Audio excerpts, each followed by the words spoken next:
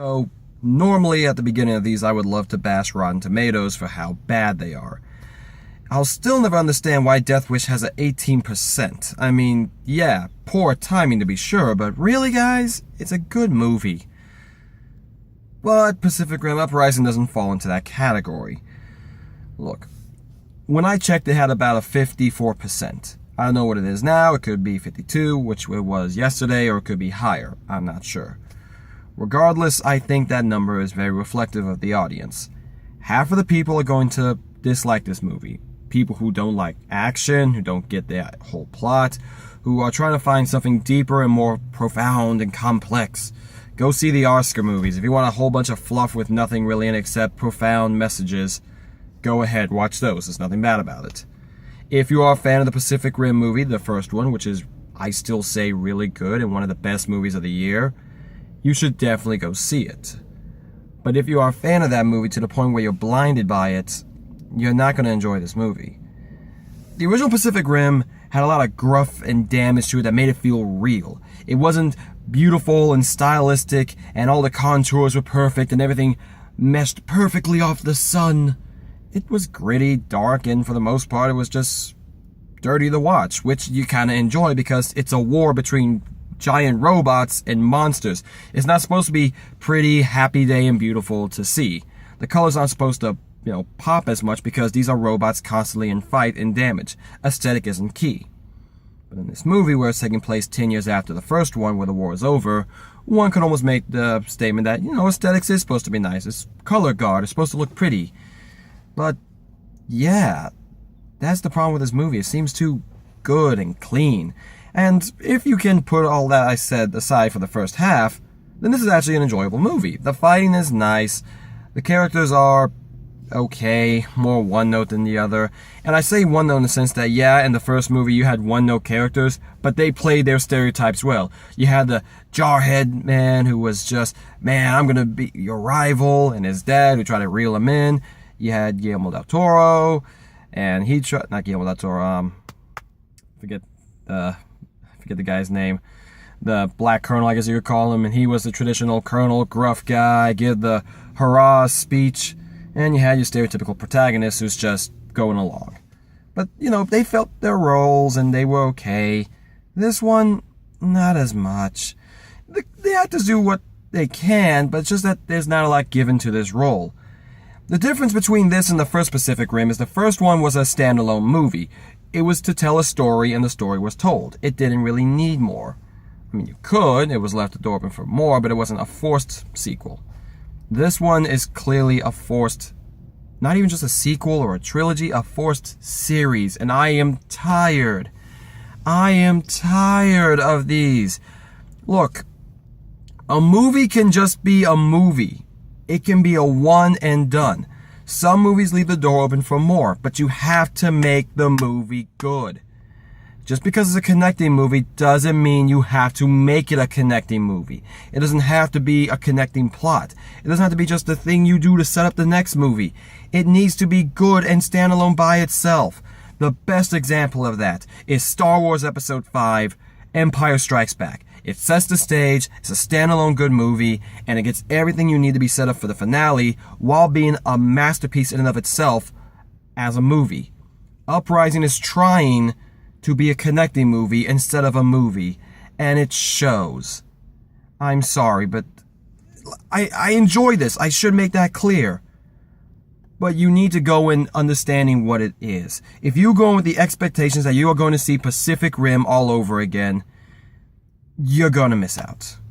I even specifically, for this movie, because I'm a huge fan of the original, not shade to get that rugged feel, because the original movie had the rugged feel. It felt dirty. It felt good. And stereotypical anime tropes like you could not believe, and Bieso Matoro being just fun. And the two scientists being quirky and fun. We get the super serious scientists, and we get the fanboy scientists. We get both of them. And in this movie, we get them again, but something happens that makes me go, really? That's what you did? Really? Fine. Way to mislead a trailer, I'll tell you that. Yeah, there's once again, scenes not in the movie that were in the trailer. That scene we see the guys in white armor shooting the bugs, yeah, not in the movie. Maybe it'll be in the extended cut, but not in this one. And they even have a stinger at the end, which sets up everything for the next movie, and they're trying to make this go. Look, the good thing about this movie is the fight scenes, as always. They're shot well, they're paced well, you feel the impact of every hit, you feel the world crumble around these giant creatures as they fight each other, and the weaponry is kind of cool, a little bit more mundane than before, but hey, what do you want? They're trying to be more mainstream for here. But yeah, it's just, it looks nice, but that can't be the only reason to see a movie. There has to be more to it. At this point, especially with Pacific Rim coming before this, you need a good plot and you need strong characters to carry everything through. Otherwise, the impactful moments aren't going to have the same impact as they did in the original. When Stryker goes down in the original movie, you feel bad. Like, when they have to nuke themselves to, open the path for Gypsy Danger, you feel for them. It feels bad. Watching both a father and a son basically die to save the world. And that's one thing they talk about in this movie, saving the world, saving the world, saving the world. In the first movie, you didn't need to say it as much because you felt it. You felt that this was a war going for on and on. And it was just getting bigger and bigger as time was going on. There was progression. Here, not so much. And the ending fight scene is cool until the part where, okay, in the original, the way they take them out was kind of good. It was clever and they had to use their brains. This one was just, yeah. We hit them with one move. And the move is kind of like, okay. Kind of could have seen that coming, but alright. I guess that's one way to do it. The way to take the fight out and just make it a missile attack, basically. Where's the imagination? Where's the pizzazz? Where's the thinking beyond? We saw it in the earlier fights when it was robot v robot, but when we finally got to the kaiju, it looked like they just ran out of ideas. So there's that, guys. Look, is this a bad movie? No, not really. It's a mediocre movie. It's an average movie. And coming from Pacific Rim, the first movie, which was really, really good, I highly recommend that if you are a fan of any action movie, or any of you Transformers fanboys who gave me crap for saying, Transformers The Last Night was horrible, and it was, go see Pacific Rim and you will see why I give Transformers crud. You can have a movie based around a product or an idea and make it good. And while I will not say Pacific Rim Uprising is bad like the Transformers movies, it definitely needed some improvement. Hopefully the next movie we'll get to see the same imagination and rekindling that once was the Pacific Rim. Take on a new form. Show us something new, something we weren't expecting. Not the same stuff over and over again.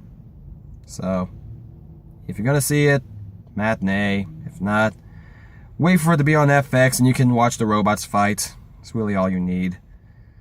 Man, I was looking forward to this movie and it did not meet my satisfaction. That makes me kind of sad, really. But next week is going to be one that I'm also looking forward to, and I'm hoping is better than this. I'm hoping it's good. Spielberg, please don't fail me. Tune in next week when I review Ready Player One. Until then, I'm Kevin Riley signing off, and I'll see you all next time. Later.